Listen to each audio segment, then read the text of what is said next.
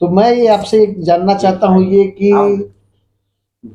Diabetes जो अभी जो आम परसेप्शन है लोगों में कि डायबिटीज का साइड इफेक्ट आंख पे बहुत ज्यादा पड़ता है, आपका उसके बारे में क्या? देखिए, सबसे पहले होता क्या है, डायबिटीज जब हाइपर ग्लाइसेमिक जब ज़्यादा बढ़ जाता है उसमें ब्लडिंग और विजन हो जाएगा। जो भी पेशेंट हम करीब देखते हैं कि जैसे कि फास्टिंग में आपका यदि 200 से एबव आ गया तो विजन में डिस्टर्बेंसेस होने लगता है, ब्लडिंग और विजन हो जाएगा। उस कंडीशन में क्या होगा कि जैसे कॉमनली क्या होता है कि जैसे कि किसी का पेशेंट का 10 से 15 साल तक का डायबिटीज का हिस्ट्री है, उस कंडीशन और विथ हाइपरलिपिडेमिया भी है, तो दोनों यदि मैक्सिमम आदमी को हम जब देखें कोलेस्ट्रॉल का लेवल भी बढ़ा हुआ है और डायबिटीज वगैरह भी है, तो इस कंडीशन में जो पर्दा में जो है वो हेमरेज हो जाता है, जिसको कि डायबिटिक रेटिनोपैथी बोलते हैं। तो ये स्टार्टिंग में जो होगा तो non proliferative diabetic retinopathy start होता है, जिसमें माइल्ड, मॉडरेट और सीवियर तीनों कंडीशन में चला जाता है। ये डिपेंड करता है आपका पेशेंट टू पेशेंट। हाँ, ये डिपेंड करता है एबनॉर्मलिटी ऑफ डायबिटीज। जैसे आपका HbA1c का जो हम लोग टेस्ट करवाते हैं, तो उसमें एवरेज जो होता है 3 मंथ का, उसमें आपका शो करेगा कि शुगर लेवल बता देता है। यस। तो उस कंडीशन में यदि आपका एबनॉर्मलिटी रख रहे हैं तो वो सडन क्या करता है कि जो स्मॉल ब्लड कैपिलरीज जो रहता है, तो उसको वो ब्रेक डाउन करता है, तो जिसके कारण से वहाँ पे लीकेज हो गया। लीकेज होने के कारण उसमें हार्ट एक्सगर्ट्स का बनने लग जाता है, कॉटन स्पॉट्स का फॉर्मेशन होने लग जाता है। तो इस कंडीशन में क्या हुआ कि पेशेंट को मतलब कि वीकली, जैसे कि डायबिटीज का कंट्रोल रखना ही है। दूसरा ये है कि कम से कम 6 मंथ पे उसका रेटिना का चेकअप जरूरी है। अच्छा डॉक्टर चंदन, एक चीज एक आम जनता के लिए बहुत जरूरी है कि कितना शुगर लेवल एक शरीर में होना चाहिए जो आपके शरीर को स्वस्थ रखे, और कितना कितना लेवल से आदमी को डरना चाहिए कि इससे अगर ऊपर गया तो आप खतरे में घुस गए हैं, ये डेंजर जोन में आप चले गए हैं। देखिए, मोस्टली जो होता है जैसे एक जनरल होता है सर कि अगर आप नॉर्मल, अगर ब्लड शुगर फास्टिंग अगर आपका बिलो 100 है तो you are in safe zone. लेकिन अगर ये बढ़ के 120, 130, 140, 200 एंड एबव अगर चला जाता है तो जो डायबिटिक हैं उनका लेवल कितना तक चला जाता है जो आप एकदम बिल्कुल डेंजर लेवल में चले गए हैं? जैसे कि प्री डायबिटिक जो होता है, तो प्री डायबिटिक जैसे वो रहा, और तो आप यदि प्री डायबिटिक जो 140 और 150-60 के बीच यदि रहते हैं, फास्टिंग नहीं पीपी में, पीपी, ठीक है, हाँ, 140 से 60 के बीच में रहते हैं, तो उस कंडीशन में प्री डायबिटिक मानते हैं। तो इस कंडीशन में क्या करना है कि आप एक्सरसाइज या अपना डाइट को जो है वो लाइफ स्टाइल मॉडिफिकेशन करना है। इस कंडीशन में आप क्या होगा कि आप इससे बचाव कर सकते हैं, मतलब कि आपको आगे का जो लेवल जो है वो पार ना करें, तो आप अपने आप को सेफ रह सकते इट हैं। मीन्स कि अगर आप प्री डायबिटिक हैं हाँ, तो आप, अगर आप लाइफस्टाइल चेंज करेंगे तो आप खतरे से बाहर हैं। यस। लेकिन अगर आप एक बार आप डायबिटिक हो गए तो आप डेंजर जोन में चले एक गए। बार डायबिटीज हो जाता है तो इसका जो है आपके जीवन भर रहेगा। आपको करना क्या है, बस लाइफ स्टाइल मॉडिफाई करना है, डाइट को अपना जो कंट्रोल करना है, इसके बाद फिर आप एक्सरसाइज। तो अगर सर प्री डायबिटिक अगर हैं आप, तो क्या प्री डायबिटिक से आप पूर्ण रूपेण आप स्वस्थ हो सकते हैं, मतलब डायबिटिक से आपको छुटकारा मिल सकता है? नहीं, प्री डायबिटिक है तो मतलब वो रहेगा आप, क्योंकि आपका जो शरीर में जो है वो पेनक्रियाज जो जो आपका इंसुलिन जो कितना अच्छा काम करना चाहिए, नहीं काम वो, करना। हाँ, वो डिपेंड करता है कि आप कितनी नहीं ले रहे हो। तो अगर जो जैसे प्री डायबिटिक हो गए आप, तो जनता आप जानना चाहेगी कि जैसे आप प्री डायबिटिक हो गए तो आपका क्या उस वक्त जो आपका पेनक्रियाज क्या स्टार्टिंग स्टेज में हुआ कि आपका काम करना स्लोली स्लोली, मतलब खतरनाक जोन में जा रहा है आपका पेनक्रियाज? नहीं, चलिए इस क्वेश्चन को जो तिवारी जी बोल रहे हैं इसी चीज को हम डॉक्टर अनिल से पूछते हैं कि डायबिटिक प्री डायबिटिक है तो क्या करना चाहिए, क्या ट्रीटमेंट होना चाहिए और क्या ठीक हो सकता है? सबसे पहले तो ब्लड शुगर का जो है ना नॉर्मल लेवल पता होना चाहिए आदमी का। ब्लड शुगर कितना नॉर्मल होता है। फास्टिंग अगर 110 के नीचे रहना चाहिए, और बीपी खाना खाने के बाद जो है 140 के नीचे रहना चाहिए। ठीक है, अगर 140 से ऊपर क्रॉस कर रहा है खाना खाने के बाद और 110 से ऊपर क्रॉस कर रहा है फास्टिंग में, तो समझिए हम अब डायबिटिक हो चुके हैं। ब्लड शुगर मेरा बढ़ रहा है, बढ़। डायबिटिक में घुस रहे हैं। ठीक है, तो जखनी पता चल गया कि मेरा ये बढ़ रहा है, या उस टाइम में हमको जो है भूख भी ज़्यादा लगेगी, ठीक है ना, तो उसके बाद जब पता चल गया कि मेरा बढ़ रहा है, तो उस कंडीशन में जो है आपको जो है डाइट मैनेजमेंट सबसे पहले ज़रूरी है। फिर उसके बाद एक्सरसाइज, ये सब जो मॉर्निंग वॉक, ये ज़रूरी है। मॉर्निंग वॉक करने से आदमी का ब्लड शुगर 50% कंट्रोल हो जाता है विदाउट मेडिकेशन। ओके। मतलब आपको दवा की आवश्यकता नहीं पड़ेगी। दवा की आवश्यकता नहीं पड़ेगी। अगर आप अगर रेगुलर ब्लड शुगर लेवल खाना खाने के बाद अगर आपको 160 तक है, 170 तक है, तो आप डाइट मैनेजमेंट करके, एक्सरसाइज करके, मॉर्निंग वॉक करके जो है ब्लड शुगर लेवल को मेंटेन कर सकते हैं। तो खाना खाने के बाद पीपी जो बोलते हैं सर, हाँ। वो अगर 160-70 आता है, तो उस कंडीशन में आप अगर रेगुलर वे में अगर आप रेगुलर प्रैक्टिस वे में में, हाँ, रहें, खाना एक्सरसाइज वगैरह सुबह हाँ। का मॉर्निंग वॉक करना, तो इसमें आप आपका कहना ये है कि शुगर लेवल को आप बहुत हद तक मेंटेन कंट्रोल कर सकते हैं। ठीक है, रेगुलर आप अगर रखते हैं तो। Yes. अगर एक्सरसाइज करने के बावजूद भी अगर नहीं कंट्रोल होता है, तब आपको मेडिसिन लेना पड़ेगा, मेडिकेशन लेना पड़ेगा। तो क्या क्या मेडिसिन है डॉक्टर साहब, ये बताएं जरा, कैसे कैसे स्टार्ट जैसे करना सर, है? अगर एक चीज और आपसे जानना चाहेंगे सर, कि अगर मान लीजिए कोई भी एक आदमी जो साधारण आदमी है, अगर वो एक्सरसाइज के माध्यम से या सुबह टहलने का माध्यम से अगर उसका शुगर लेवल जो है फास्टिंग अगर 120 से नीचे नहीं आता है, तो उस कंडीशन में 120 125 से नीचे नहीं आता है सर, तब आप उस कंडीशन में क्या सलाह देंगे? और बीपी का जो कंडीशन रहता है वो अगर 150 से ऊपर ही रहता है, मतलब 150-60 के आसपास रहता है, तो उस कंडीशन में आप क्या सलाह देंगे सर वैसे पेशेंट को? उस टाइप के पेशेंट को जो है ना, मेटफॉर्मिन 500 जो है ये दीजिए।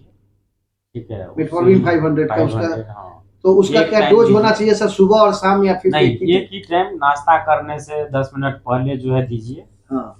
ठीक है ना, और फिर उसके बाद अगर 180 है तो पे भी मेटफॉर्मिन ही चलेगा। हाँ।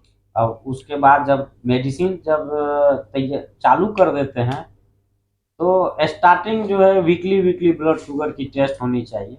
इसलिए अगर आपका ब्लड शुगर लेवल ज़्यादा कम हो जाएगा तो आप हाइपो में चले जाइएगा, तो ब्लड शुगर बढ़ने से ज़्यादा खतरनाक ब्लड शुगर घटना। ओहो, हाइपोग्लाइसेमिया इज डेंजरस। इसको हाइपोग्लाइसेमिया बोलते हैं। ठीक है ना, तो इसको कैसे ये अवॉइड बहुत अच्छी करना? जानकारी आपने दी है सर, कि ब्लड शुगर बढ़ने से ज्यादा खतरनाक होता है शुगर लेवल का गिरना। तो उस कंडीशन में आपको एकदम वीकली या हो सके तो 2-3 दिन पे आपको अपने घर में मशीन का रखना चाहिए, जो आपको उससे आप अपना जांच करते रहे कि आपका लेवल क्या कहाँ तक जाता है मेटफॉर्मिन खाने से। अगर सर मान लीजिए कि मेटफॉर्मिन एक आदमी लेता है और उसका ब्लड शुगर लेवल फास्टिंग में अगर बिलो 80 रहता है, 80 एंड बिलो, तो क्या ये लेवल ठीक रहेगा? क्या करना चाहिए? हाँ, सही है।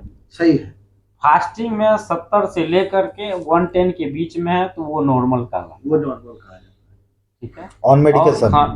और खाना खाने के बाद 110 से लेके 140 के बीच में है, 140 के बीच में है तो वो नॉर्मल का रहता है। नॉर्मल का।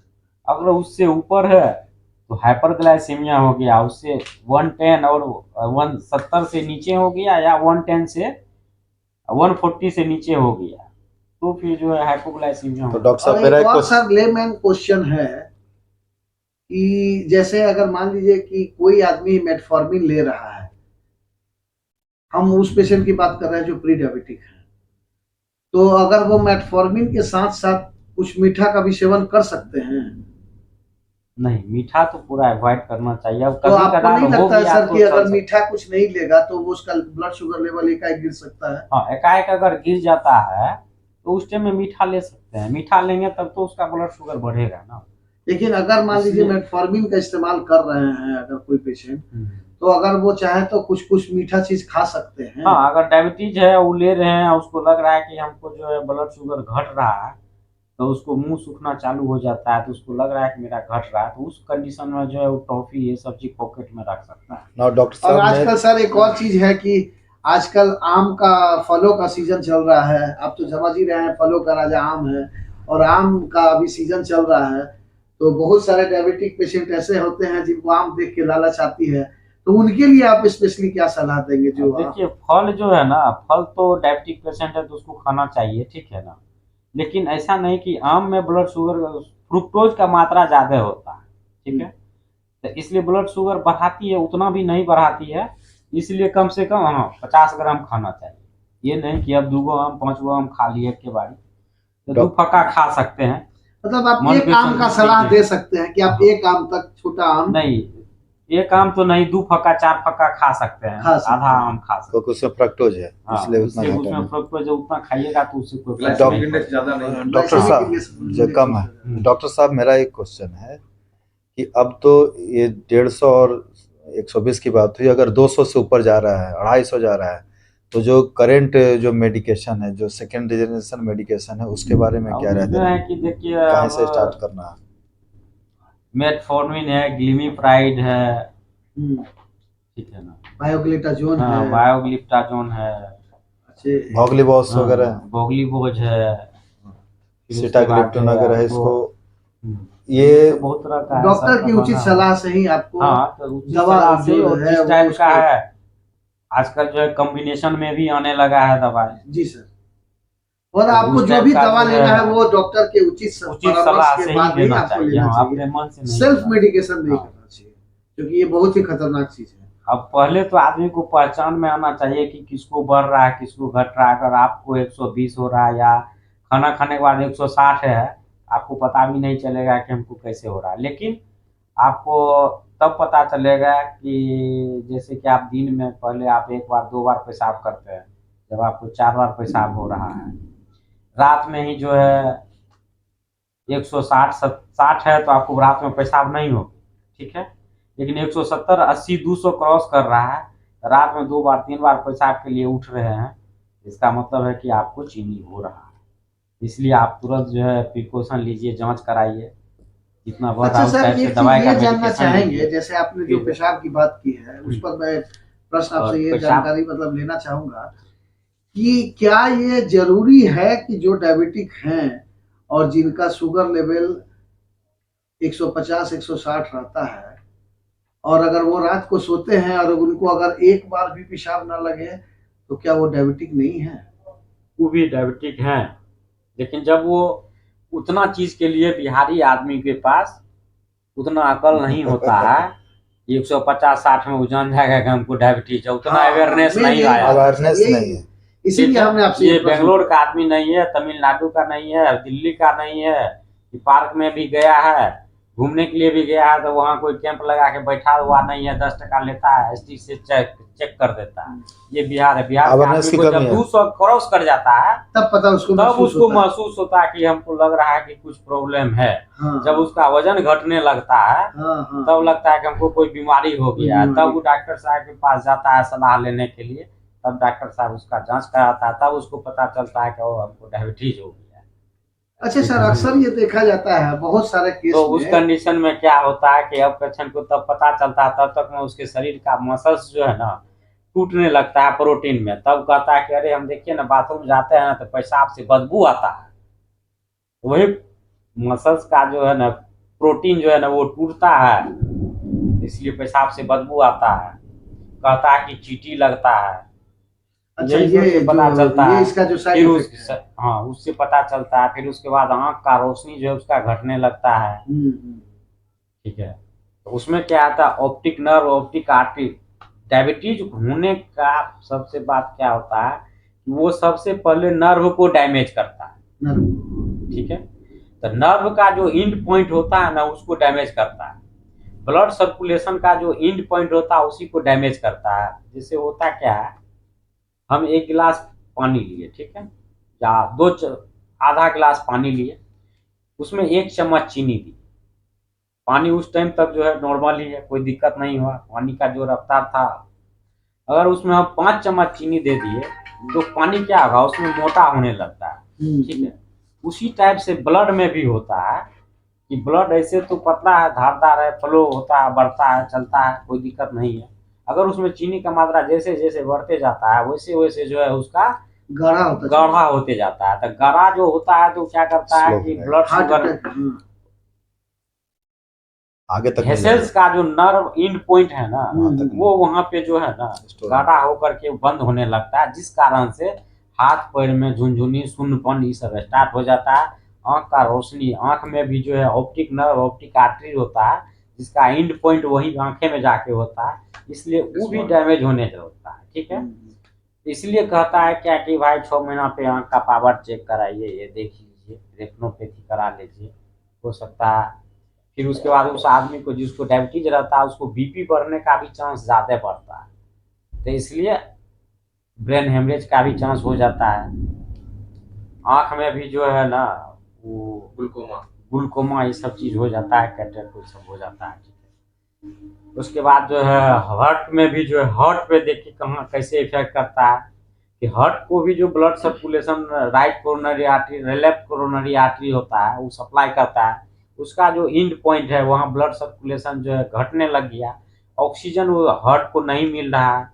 अब आपका नाक हम बंद करेंगे धीरे धीरे करके आपको ऑक्सीजन जाना बंद हो जाएगा, आप फड़फड़ाना चालू कीजिए।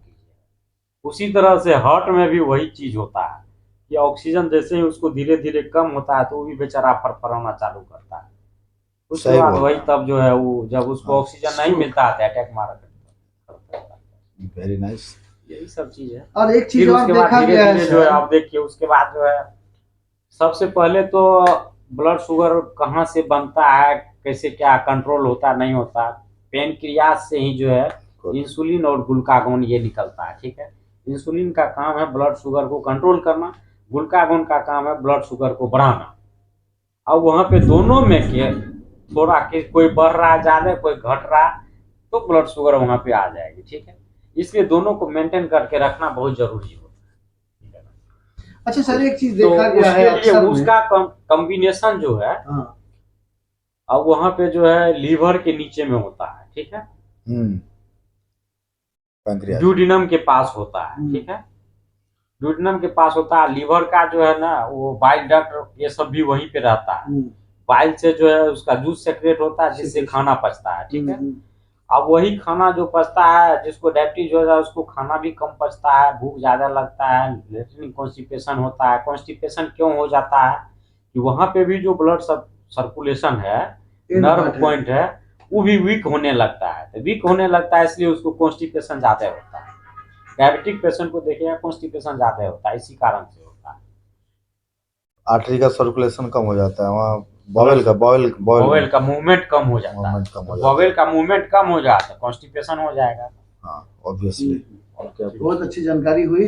और एक प्रश्न और है जिसके बारे में हम जानकारी लेना चाहेंगे, जो हमारी जनता ज्यादा उसको जानकारी बहुत जरूरी है कि बहुत सारे केस में ऐसा देखा गया है सर कि पेशेंट जो हैं, जो उनका ना कोई वजन घटता है, ना ही रात्रि में कोई पेशाब की समस्या होती है, फिर भी वो डायबिटिक है और उनको पता नहीं चल पाता है। तो उस कंडीशन में कैसे उसका कोई कुछ खास लक्षण है जिससे वैसे लोगों को पता चल जाए कि हम डायबिटिक हैं, इनका कोई भी शरीर का अंग नहीं घट रहा है, वजन नहीं घट रहा है, रात में पेशाब नहीं होता है, उस मरीजों का शुगर बहुत ज्यादा हाई नहीं रहता होगा, तो उसका ब्लड शुगर लेवल उतना जो है नहीं ना रहता होगा, तब यानी ज्यादा हाई नहीं हुआ है। नहीं हुआ। यही कारण। हाँ, अगर ज्यादा हाई होगा तो उसका मसल वजन वेस्टिंग घटना चालू हो जाएगा, इसलिए कि मसल्स का जो टूटना Indirectly। चालू हो जाएगा, मसल्स टूटना चालू होगा, तो तभी ऑटोमेटिकली जो है पेशाब में जो है इन्फेक्शन ये सब होना चालू हो जाएगा, हाँ, बदबू हाँ। स्मेल ये सब स्टार्ट हो जाता है। बहुत अच्छी जानकारी पेशाब दी। जब करता है तो झाग निकलता है, हम्म। तो ब्लड शुगर बढ़ने से पेशाब से झाग भी होता है। चलिए, तो आज हम लोग जैसा तिवारी जी जो सोशल वर्कर है उन्होंने बताया कि फिजिकल एक्सरसाइज, मॉर्निंग वॉक बहुत जरूरी है यंगस्टर के लिए, और अर्ली इंटरवेंशन हो तो प्री डायबिटिक को हम ठीक कर सकते हैं। डॉक्टर चंदन ने बताया कि आई की जो कॉम्प्लिकेशन है रेटिनोपैथी है, उससे भी अर्ली इंटरवेंशन से ग्लोकोमा जो हो जाता है उसको हम ठीक कर सकते हैं। और लास्ट में डॉक्टर जो मेरे पैनल में है डॉक्टर अनिल, इन्होंने बताया कि जो अदर सिम्टम है जैसे हार्ट का लक्षण है या पैंक्रियाज का जो ग्लूकागोन वगैरह बनना है, इस पर बहुत अच्छी जानकारी दी है। हम लोगों को मेटफॉर्मिन या जो भी दवा है वो डॉक्टरी सलाह से ही स्टार्ट करना है और कितना डोज है उसके अनुसार ही मेंटेन करना है। Very thanks you. और कुछ बोलना चाहेंगे? Anything, any comments Tiwari ji? Peripheral neuropathy के बारे में आप peripheral neuropathy is a type of inflammation of neuron. Peripheral means the outer side. It is not the central. Peripheral neuropathy का सिम्टम हुआ तो उसमें टिंगलिंग सेंसेशन होगा, जिसको झंझनाहट जो बोलते हैं, किसी को गर्माहट का भी एहसास होता है कि पैर में जलन हो रहा है। This is a common symptom of the peripheral neuropathy. और ये कब होगा? जबकि क्रोनिक है and sugar level chronically high है, 200-300 है, दवा वो ले रहा है या नहीं ले रहा है, बट शुगर उसका बहुत ज़्यादा हाई है। उसमें क्या होता है, जैसा डॉक्टर अनिल ने बताया कि इंड आर्टरी का इन्फ्लामेशन हो गया, सर्कुलेशन न्यूरॉन तक नहीं जा रहा है, और इसमें हम लोग विटामिन B12 जो माइलिन शीथ होता है उसका इन्फ्लामेशन हो जाता है न्यूरॉन में, जो ऊपर से जो कवरिंग होती है, तो उसकी वजह से आपका न्यूरोपैथी हुआ। एंड हम लोग इसको अवॉइड कर सकते हैं again to control the sugar. So हम लोग को न्यूरोपैथी हुआ या सेंट्रल न्यूरोपैथी है, अगर पेरिफेरल न्यूरोपैथी है, इसको we can control by low sugar level. Thank you.